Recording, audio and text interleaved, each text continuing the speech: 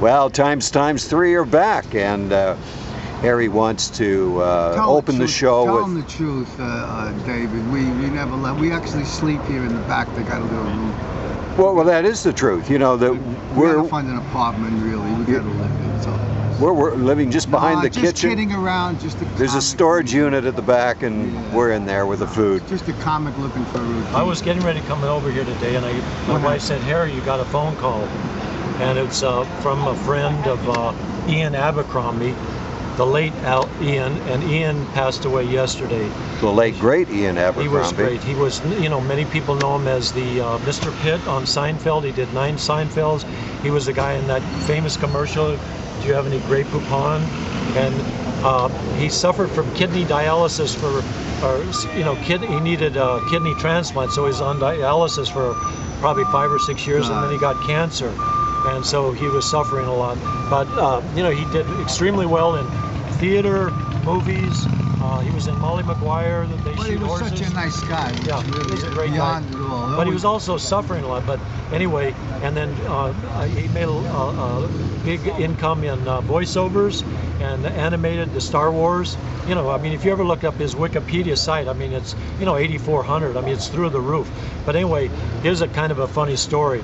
I won't go into all the details, but John Aprea, who was a mutual friend of him and me, they both worked at the Green Cafe years ago, which was a famous inn spot in Hollywood.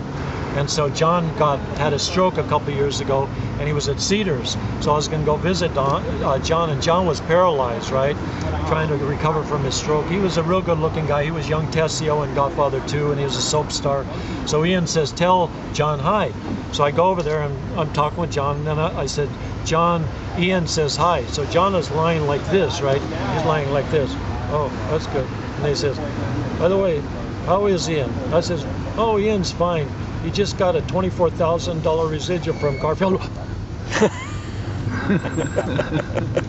And I told Ian that. I said, "You only heard that? You brought him back to life."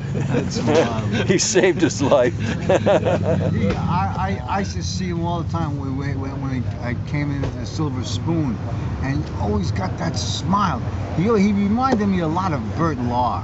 Yeah, that's right. You know, he really did. Good reference. And Burt Lahr played the cowardly lion. Was Wizard of Oz? Was that it? The face. And he had that personality. He was such a warm guy.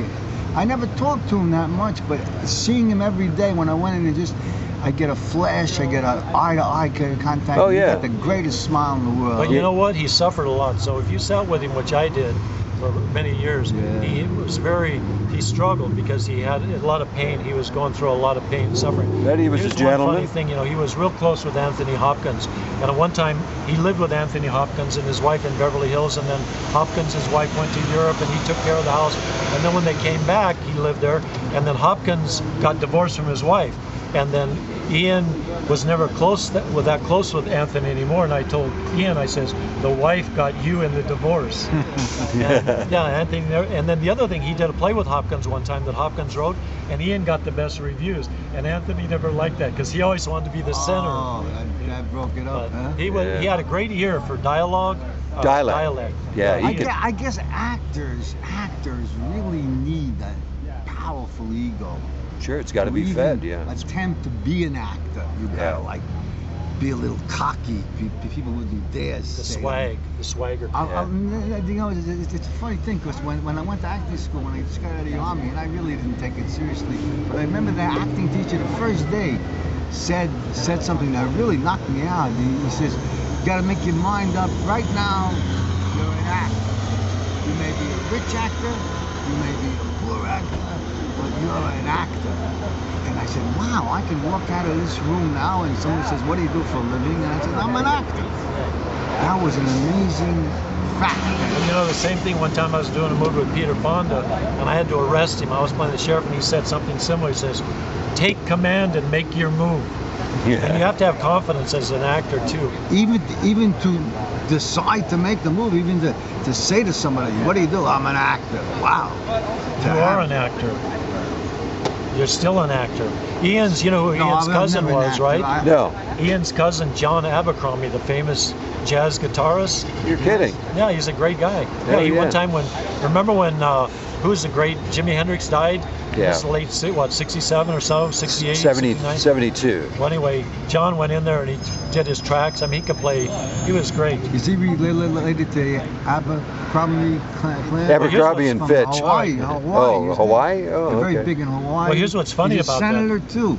Well, and Abercrombie. the clothing store. He would go in sometimes. Is he This would related happen to with them? Ian. Really? No, but it's kind of funny. He would go in to a Chicago store and he'd lay down. Abercrombie and Fitch, and they'd say, "Oh, you're one of the owners," Oh, and you'd you- get a kick at it. You used to think he was like He was that. the boss, right? Yeah. Yeah, well, they believe it with his accent and bearing, you know. Yes, I am the owner.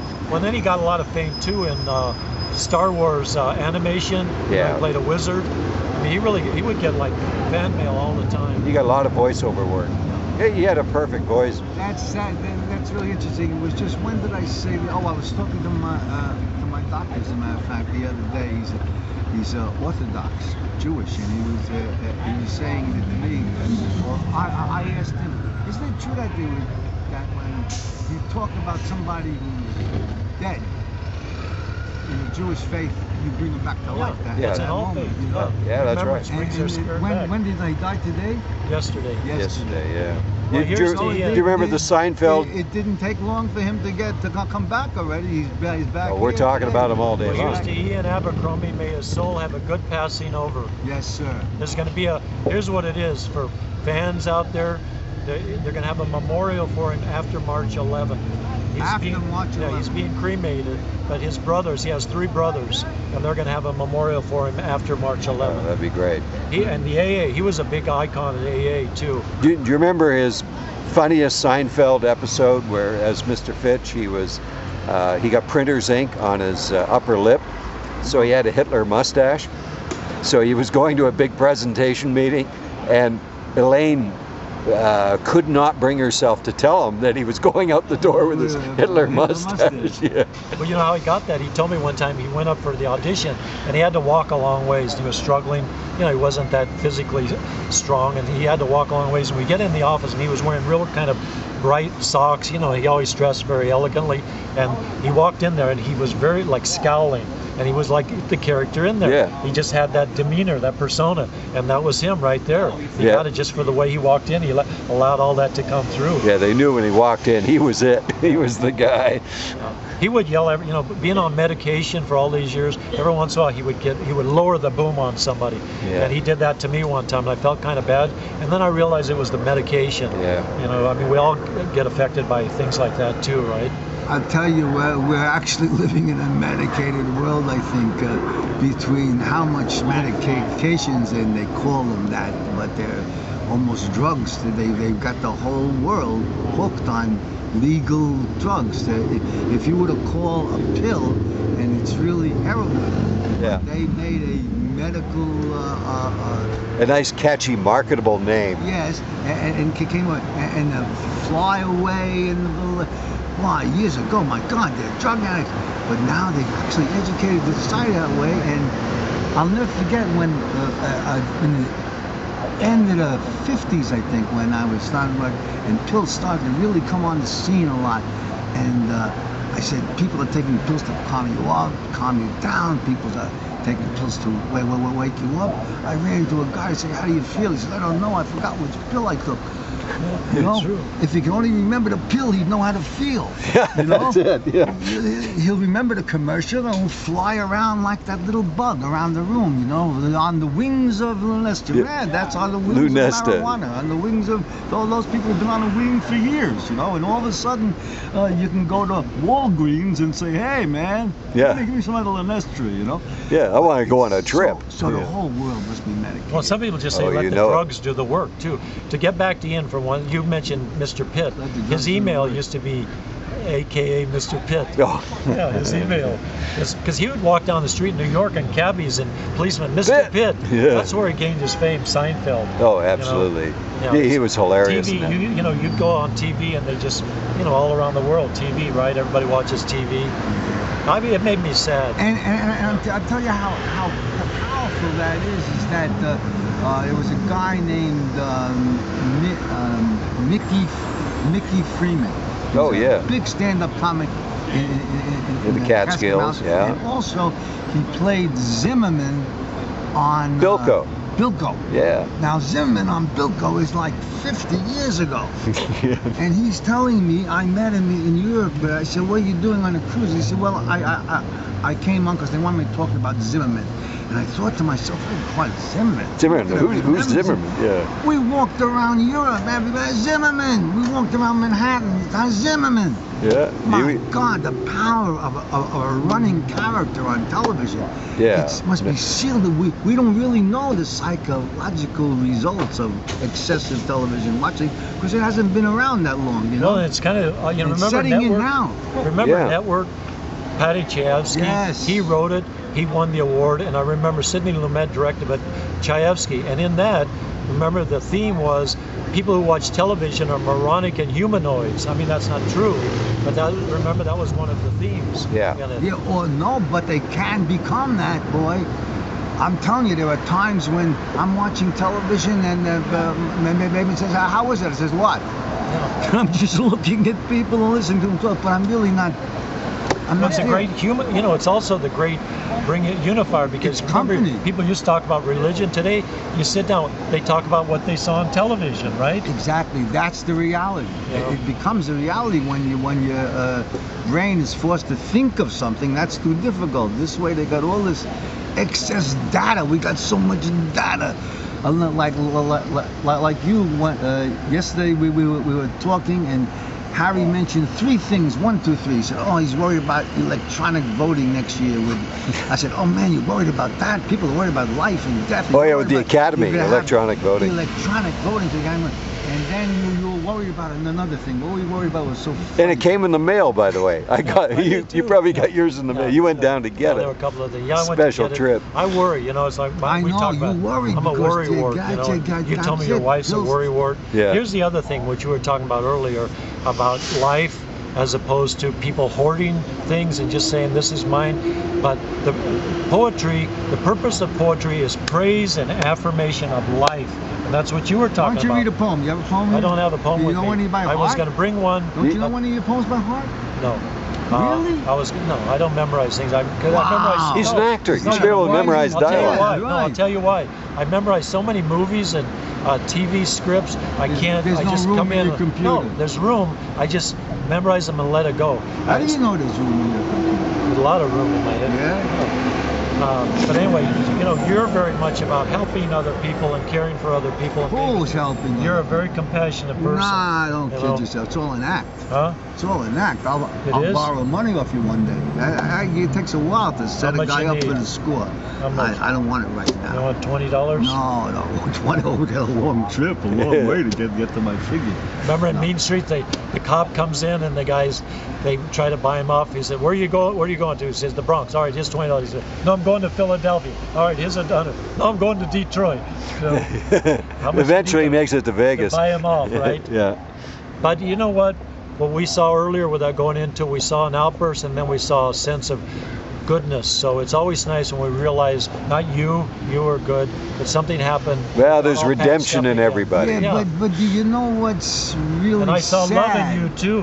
What's really sad is that those moments of conflict, and they happen as a burst, is they will never allow the relationship to return to its virginal stage. Well, that's knowledge. That's the knowledge of good and evil too, right? Sometimes you overstep a boundary, and I've even told it to like my best friend at that time, who I hired to be in a show that I was taking to Hawaii, and he hadn't worked in about 5 years, and I put him in the show, and in opening nights we didn't get the money right away for rehearsal pay, and he organized a strike.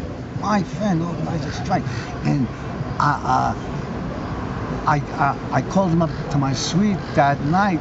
We were gonna open up, and I said, Stanley, you don't want to work, you don't get paid, and we don't have the money, so we'll cancel the show and we'll go home. Okay? That's to tell all the rest of the cast we're leaving Hawaii. Forget about the 2 weeks. We'll cancel the show. And he said, no. And then they backed down, and it was all a bluff, you know, because the money was going to come in a day or two, and they knew it, but they were getting a little. I don't want to blame them, but still, you got.